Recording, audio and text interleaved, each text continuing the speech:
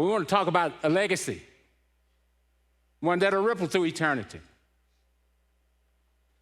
That's why you're here, right? We're all going to leave a legacy, right? Might as well leave one that ripples through eternity.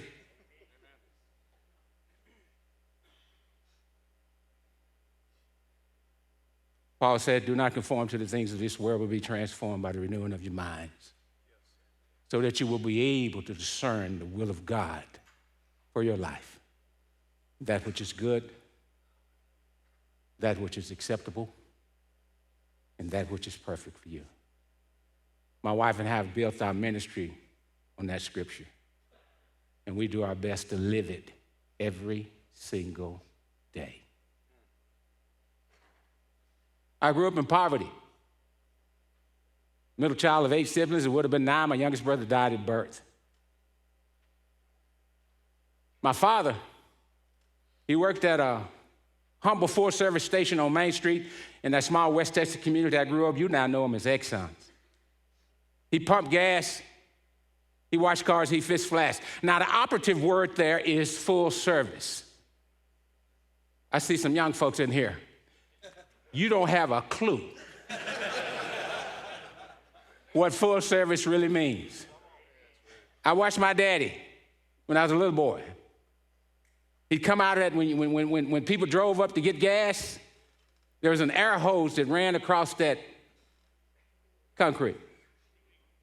That car would run across that air hose, and that bell inside that office would go ding. He'd come out. You'd roll the window down. He'd walk up and he said, how can I help you? You say, fill her up. He'd go to that pump. He'd take that hose out. He'd stick it in your gas tank. He'd turn it on automatic.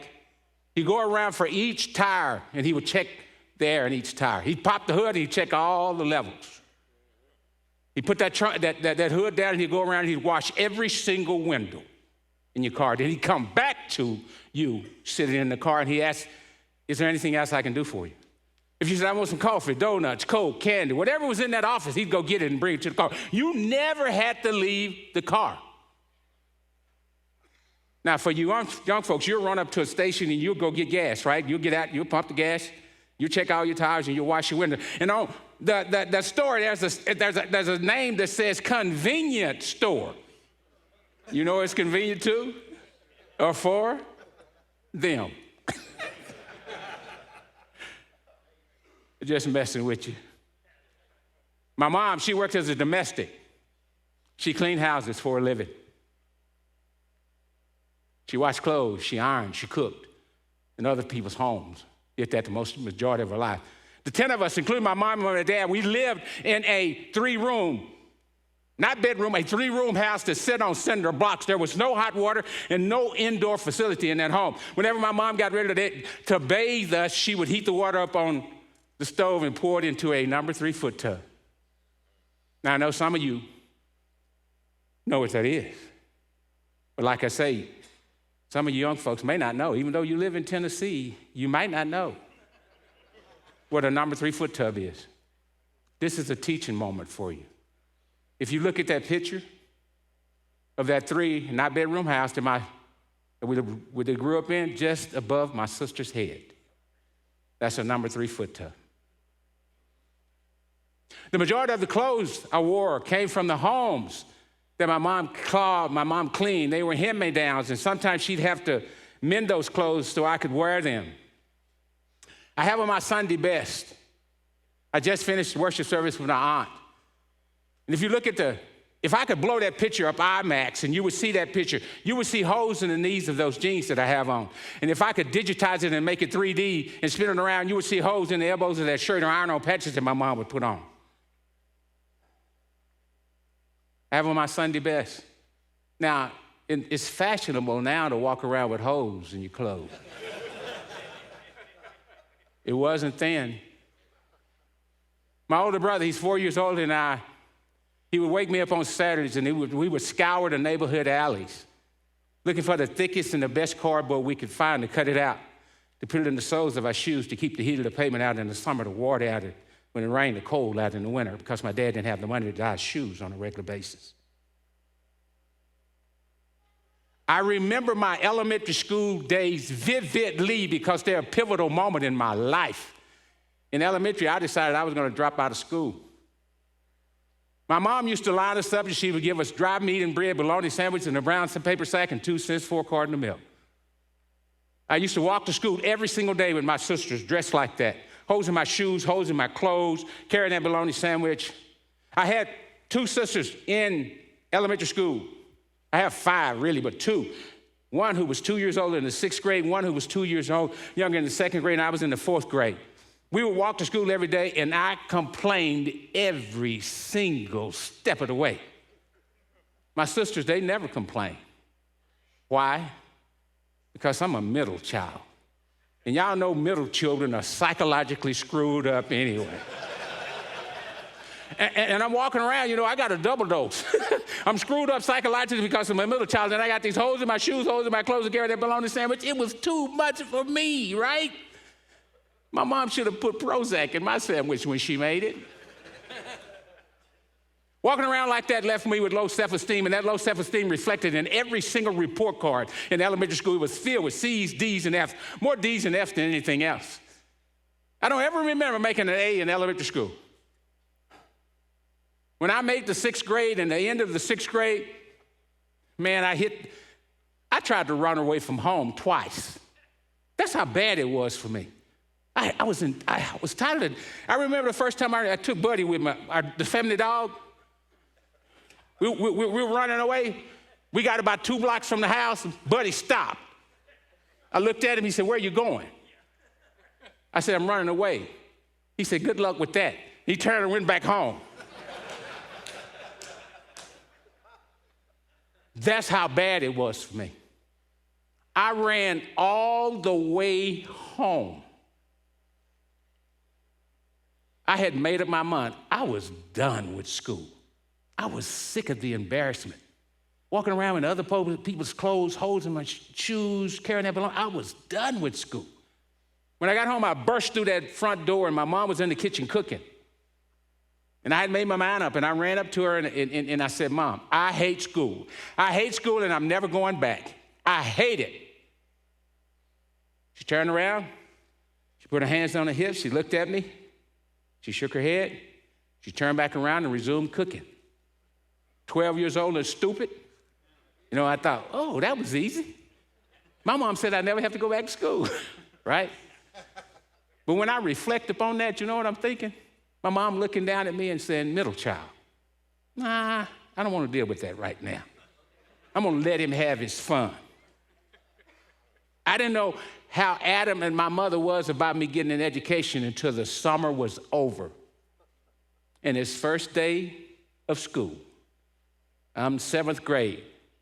That little 3-room house is buzzing. 7 kids are getting ready. Somebody missed that.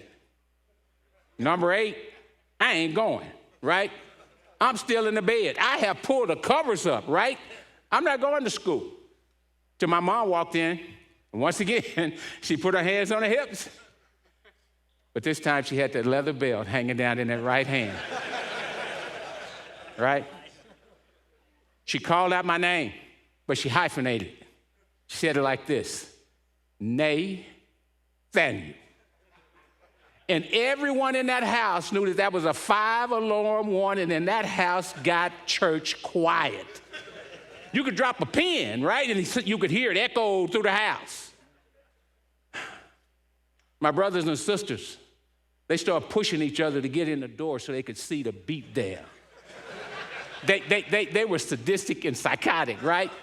They wasn't pushing each other to get in the door because they were concerned about me. They wanted to see the beat down so they could laugh about it, right? You see, my mother was the Muhammad Ali of the house. She was the Muhammad Ali of that house. She was the undefeated heavyweight champion of the Hearne house, and she had never lost a bout with any of her 8 kids, right? And I knew if I didn't get up, line up, pick up that bologna sandwich, and head off to school, my mom was getting ready to float like a butterfly and sting like a bee on my behind. So I'm up. Put those clothes on, grab that bologna sandwich, and I'm off to school. In 7th grade was everything I had imagined it to be. I absolutely hated it. Why? Nothing had changed. Still got the hand-me-down clothes on, still carrying that bologna sandwich in that brown paper sack. Nothing had changed. I hated it till I got to Mr. Hake's fifth period science class. I'm standing in the doorway of Mr. Hake's fifth period science class, and I'm looking for my seat. I always knew what seat I wanted. I wanted that last desk in the corner on the left or the right. Why? Because I'd grown up in poverty, and I know I had learned in elementary school, when you grow up in poverty and you have holes in your shoes, you have holes in your pants, and you carry a bologna sandwich in a brown paper sack, you want to keep everything in front of you. You don't want to let anyone behind you. If you let anyone behind you, that's trouble. Not once, every single time. That's trouble. So I decide I'm going to get that seat in the corner on the left-hand side because it's closest to the door, the exit. So that's when I stepped through the threshold of the door, and that's when Mr. Hake looked up. And he said, "Oh, you must be Nathan. I've heard a lot of wonderful things about you." Me?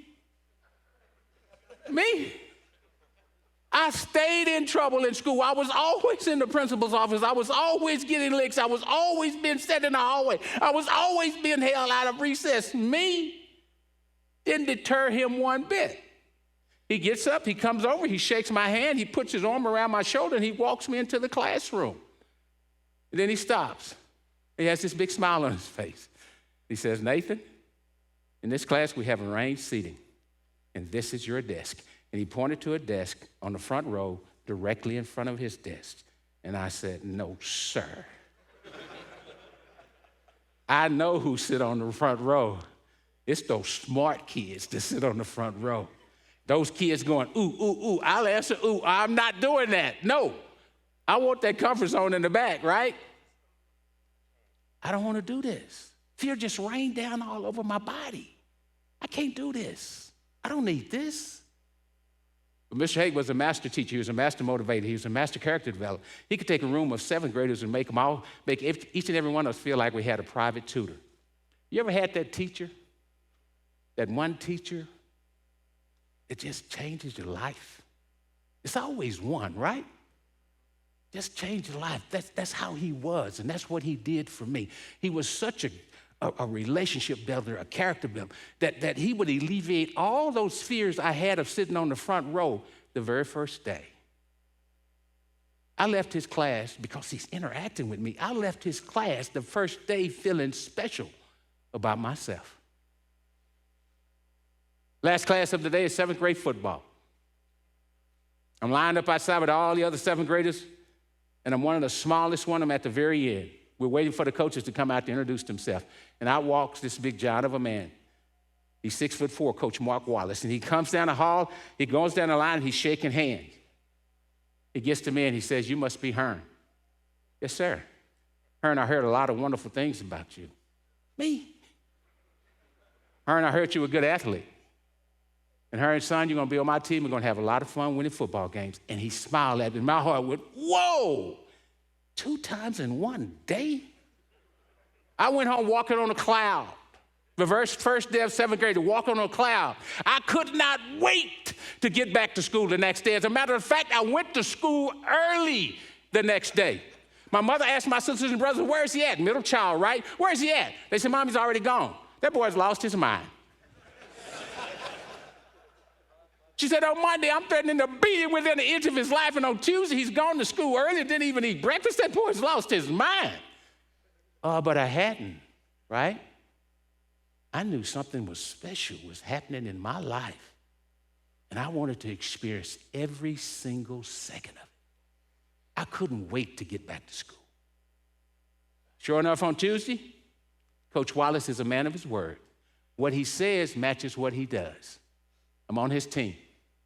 And in that time, he's trying to get us ready for that first game. I become a starting running back on offense, a starting cornerback on defense. He puts me on all special teams. He never takes me off the field. And on top of this, he has these life-impacting, transformational things he's doing, and he's saying, what a relationship builder. What do you do when somebody treats you like that? You're not going to let him down, right? He had my heart. I would have ran through 10 brick walls for him. I'm 71 years old, and I remember playing a game for him, the fourth game of the season. I'm 13 years old. I'll never forget it. I rushed for 4 touchdowns. I scored 4 touchdowns, rushed for over 280-something yards, intercepted a pass on defense, and ran a kickoff back 100 yards. You know, some of you have played the game before. Some of you have been athletes. You know what that feeling is. It's like a feeling of invincibility that you get, right? It's like you're in a zone, and everything around you is in slow motion, but you're running. You're going warp speed. It's a great feeling to have, right? But that feeling didn't compare to what happened out on the field after the game was over. I'm standing out on the field with my teammates, and Coach Wallace walks through him. He walked up to me and he hugged me. And he said, Hearne, that was just outstanding. And then he used an affirmation on me that he would use as long as I've known him, and you'll find out today that I've known him a long time. And he said, but Hearne, son, I knew you would do this. I knew you would do this. He stepped back. His wife was with him. They're a young couple. They're always together. She teaches English at the school. She walked up. She hugged me. She told me I was wonderful, and she's beautiful. 7th grader with all those hormones raging. It took 2 days to wipe that silly grin off my face. That was on Saturday. On Monday, I'm in Mr. Hake's 5th period science class. It is report card day. Mr. Hake is walking around putting our report cards on our desk face down. He walks by, he puts my report card face down, and he continues on around, and I'm afraid to pick it up. My heart is, I like him. He's been working with me. No one's ever worked with me like that. And so I gave him everything I had. I had never worked so hard in a class in my life. And I'm afraid to turn that report card over. I pick it up. I turn it over. And I have an A in science. The very first day I can remember getting in public school, yeah. That's what I felt like doing. I felt like shouting and telling the world, I have an A, I made an A. But it didn't stop there. He comes back around after he passed all the report cards. He stopped directly in front of my desk, and he says, Nathan, stand up. Turn around and face the class. Boys and girls, I need your attention. And he said, on Saturday, Nathan, he told them all about what I'd done in the football game. I never saw him there. But he was that kind of character developer. He was that kind of relationship developer. He would catch us doing things after school in the community, and he'd brag on us in class. He did it for all of us.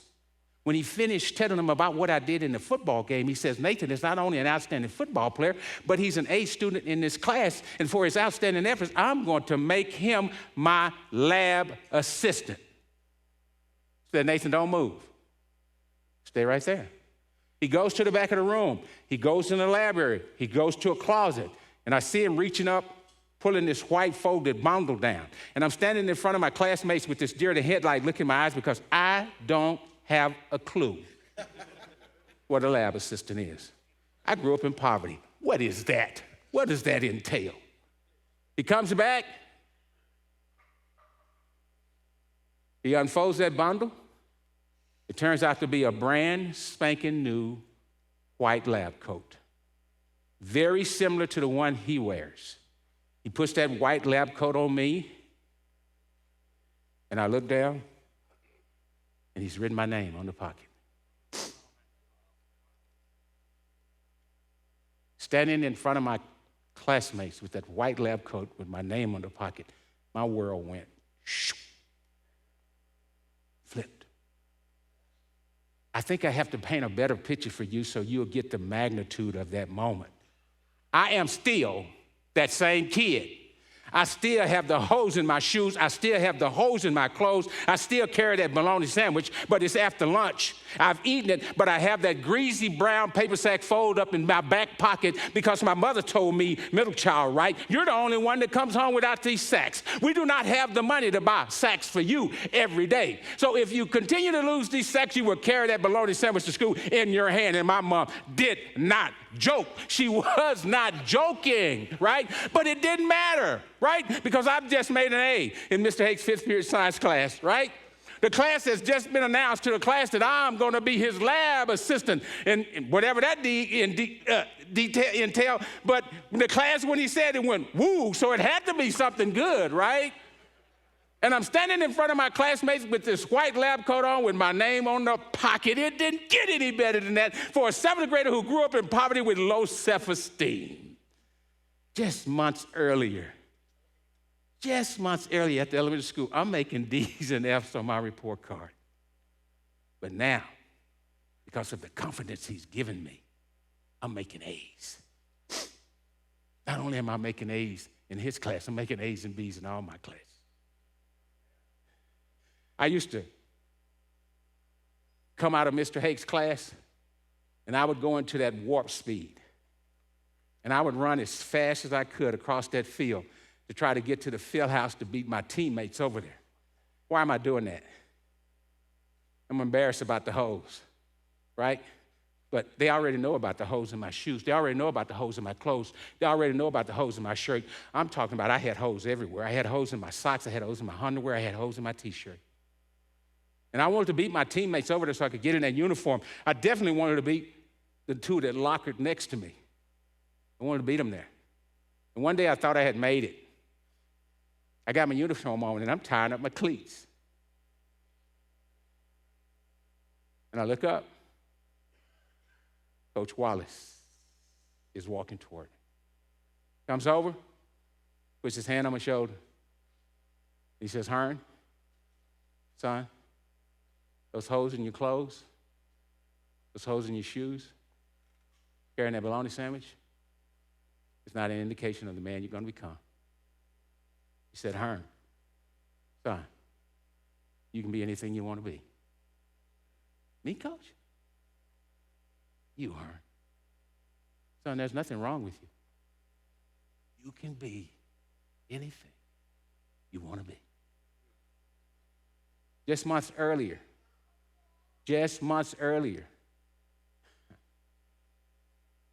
I'm getting ready to drop out of school, guys. I am done. Done with the embarrassment and done with the holes. I'm done. And I had an example of a lot of dropouts in my neighborhood, right? But it didn't matter. I'm done. If you know anything about the public school, you know that you don't drop out when you turn 18 years old. You drop out when the 4th, the 5th, and the 6th grade. You drop out mentally, you drop out emotionally, you drop out socially, you quit, and that's where I was at. But now, because of the life impact and transformational things he's doing with me, I got a dream. I got a dream that I turned into a goal that became my mission in life. You know what I'm going to do? I'm going to be a science teacher and a football coach. If my mother was alive today and here, she'd stand on this stage and she would tell you, that boy changed. It changed his life. When he made it to 7th grade, I never had to threaten to beat him again to make him go to school. She said, out of all my 8 children, you're the only educator I have. You know that is an act of God. If my brothers and sisters were here, they'd tell you. At 13 years old, he made his mind up. And nothing would stop him. No naysayers, no obstacle, nothing would stop him from becoming that science teacher and that football coach. I remember Mr. Hake told me, he said, Nathan, I need to get you ready for the labs. You need to come up on Saturday so I can get you ready for the labs on Monday. Would you go home and ask your parents, can you come up at 9 o'clock on Saturday? Oh, yes, sir, Mr. Hake. I go home and I ask my mom, yes. He said 9 o'clock. I was there at 7, waiting outside the building, right? That's how excited I am. He comes up, he opens that door, we go into the lab. He pulls down a microscope. I had never seen a microscope before in my whole entire life. I grew up in poverty. He takes that microscope, he sits it on the desk, he gets the droplet, he puts water on the slide out of a vessel that he had with pond water in it. He puts it in, he makes the slide, he adjusts the microscope, and he looks at it, and he said, Nathan, I look in and go, whoa, is that in that water? He showed me how to preserve insects, grasshoppers, crickets, all of those things. Put them in that formaldehyde, put that top on them. He taught me how to dissect my first frog in class. How could I not become a science teacher? He opened up a whole new world for me. And not only that, walking around in that white lab coat had its amenities. When I walked around in that white lab coat with my name on it, it turned me into a chick magnet. The girls loved me. Flat out loved me. Kept my grades up. Went to high school. Made the honor roll. Straight A's. Graduated from high school. Received an athletic academic scholarship to college. Went to college, graduated, and I went back to West Texas. And I taught science and I coached football for 35 years in the public school system, simply because two men gave me something to believe in that was bigger than myself. Two men who empowered me to do things much greater than them. Two men who built a relationship with me that will last for an eternity. Two men. Of those 25, 26, 27 years I coached football, 10 were spent at Permian High School. Apex of football in Texas.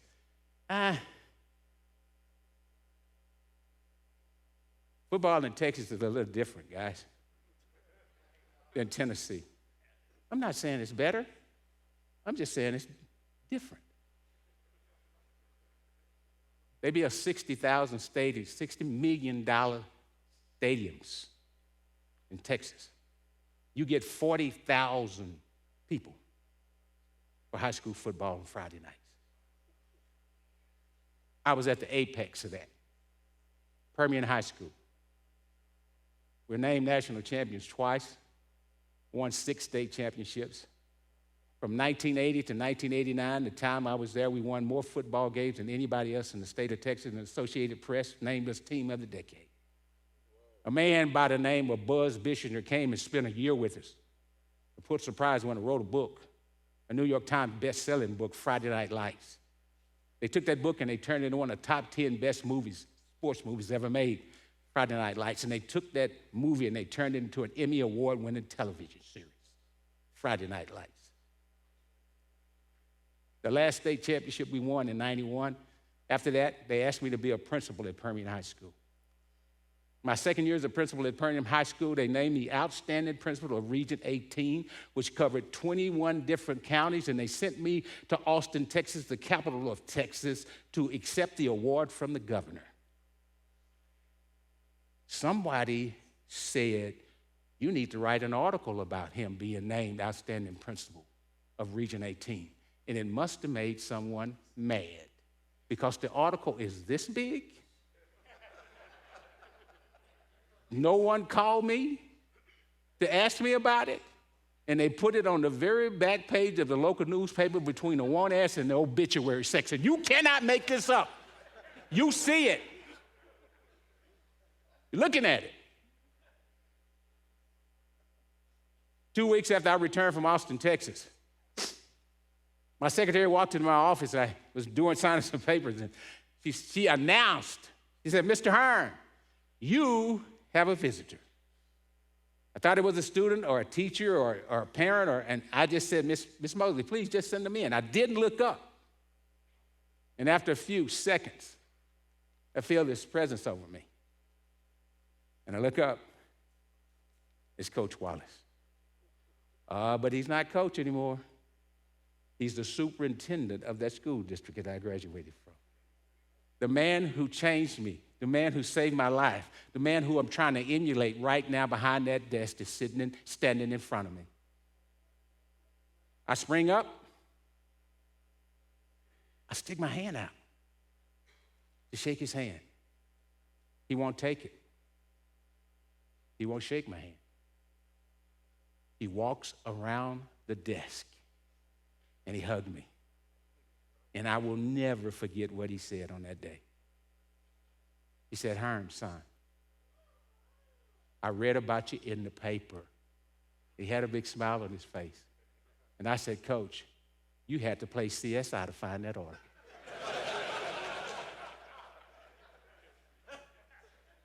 He just smiled, and he said, Hearne, son, we have been, Jan and Clyde and I, Jan is his wife, we have been following your career since you graduated from high school, son. You have been doing some outstanding things in your career.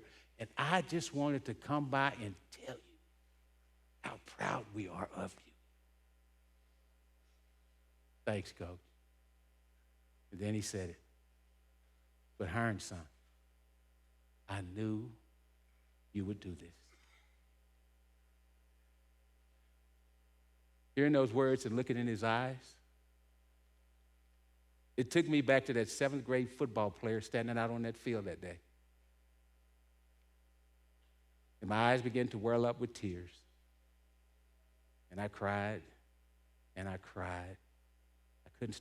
It was the most embarrassing thing that a grown man could do in front of his own coach. I couldn't stop crying.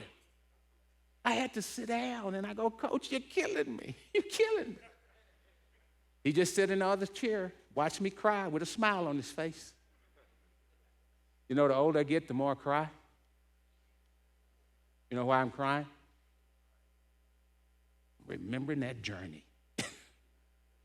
I'm remembering all those wonderful people who spoke life into me.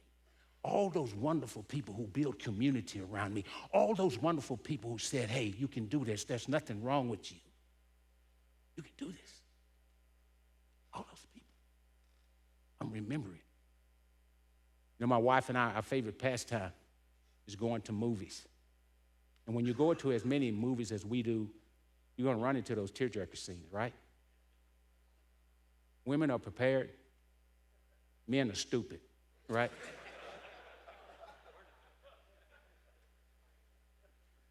We sitting there crying, right?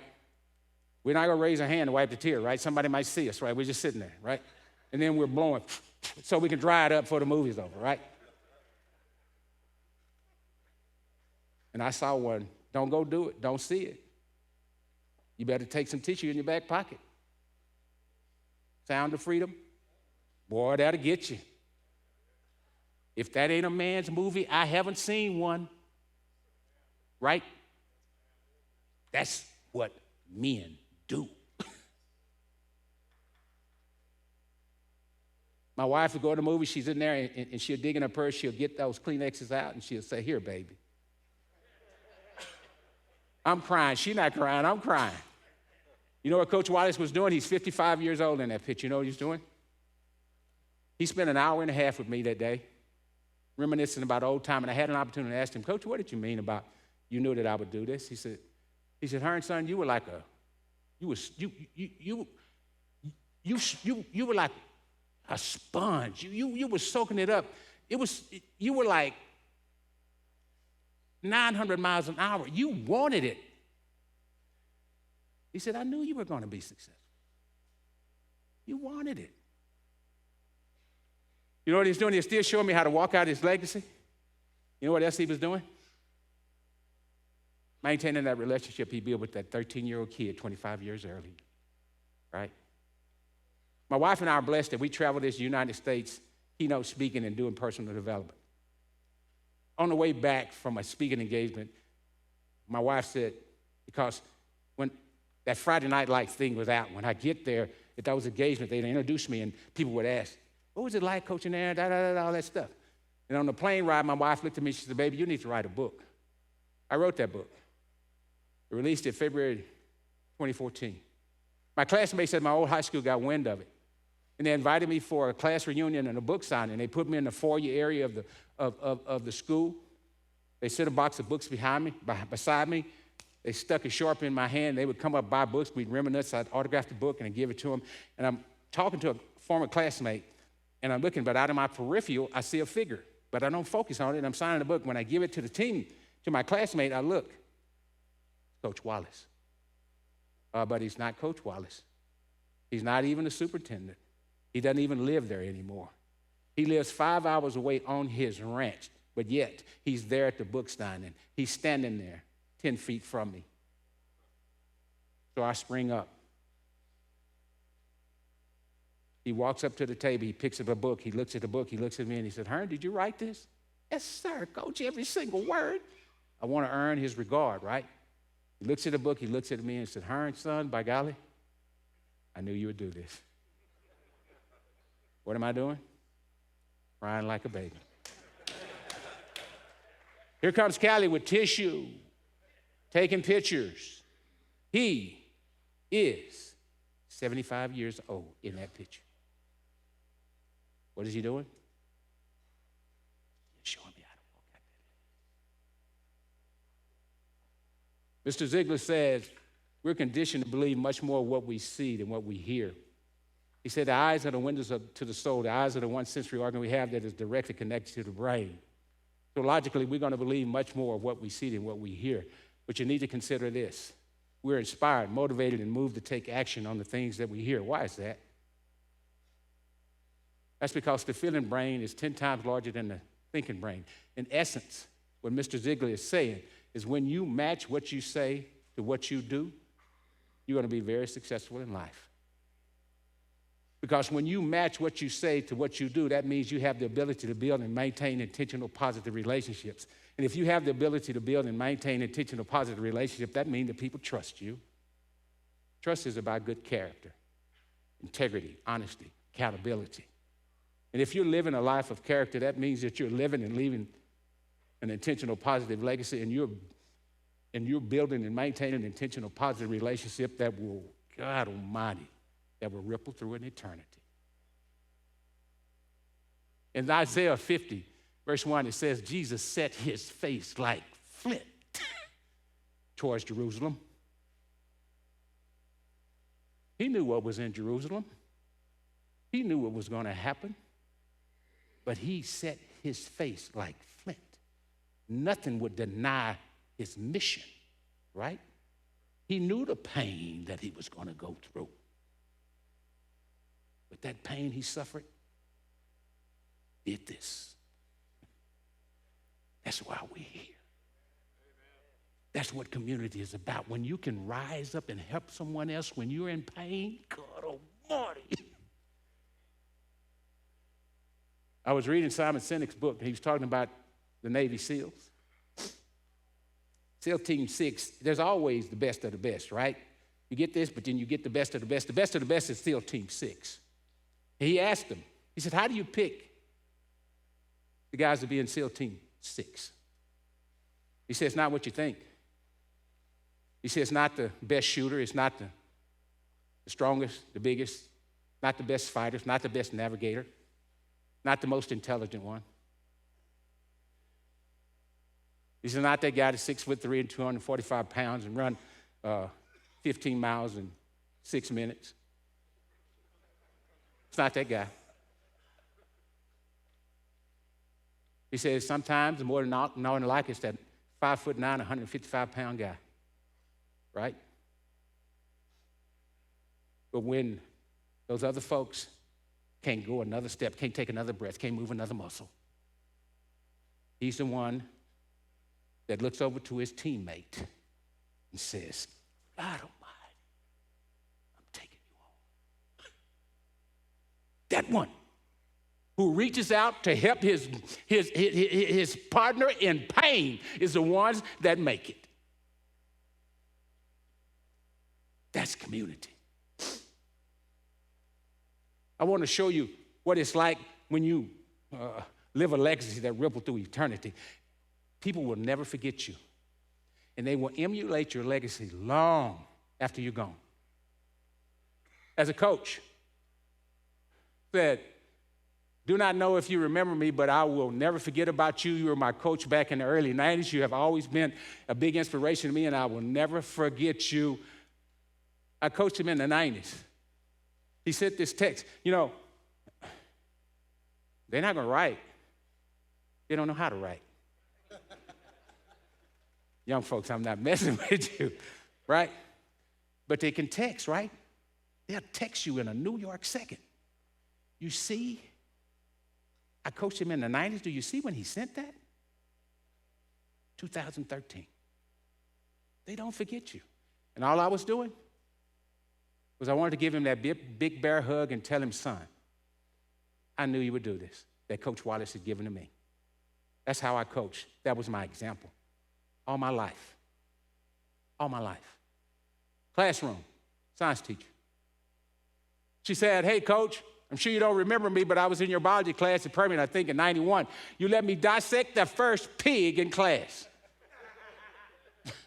I just wanted to say to you, were one of my favorite teachers. You were an amazing teacher. You embodied respect, class, and compassion for all to the highest degree, a quality all strive for but rarely achieve, and you carried it in spades.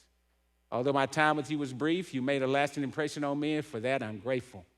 Have a wonderful, blessed day, and may the good Lord keep you and bless you always. She sent that on my birthday, 2019. I had her in class in the 90s. All I was doing was trying to give every student that walked through my biology doors that white lab coat experience that Mr. Hake had given me. A letter from a parent.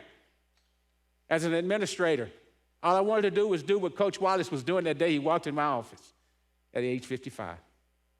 She said, I want you to know how very much I appreciate Mr. Nate Hearne. On Monday of this week, I had a visit with Mr. Hearne regarding a problem. Not only did Mr. Hearne allow me as much time as I needed to wring my hands, he immediately found the best solution for my child and took care of it. I left Permian that afternoon feeling secure to the fact that I have a voice when I have a concern and, if possible, acted upon. The most important feeling I have is that my child is important to Mr. Hearne. This is not because he might know him, but that Mr. Hearne's first concern is the kids. I am so impressed and thankful. I'm grateful that my child and all of the junior class will have Mr. Hearne as their junior and senior principal to stand with them through the next 2 years. Sincerely, Kathy Keaton. She sent that to the superintendent. She sent it to the school board. She sent it to any parent that would listen. Legacy. Community.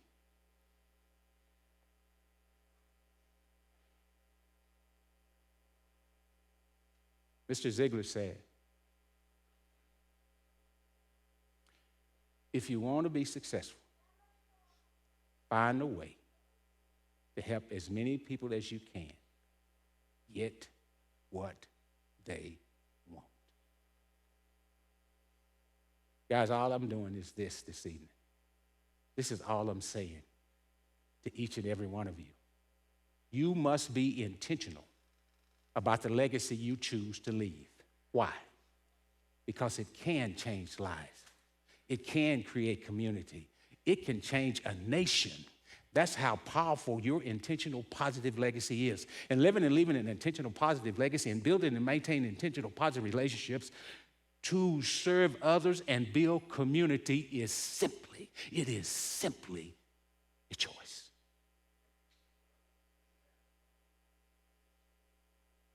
God bless each and every one of you. And thank you for having me.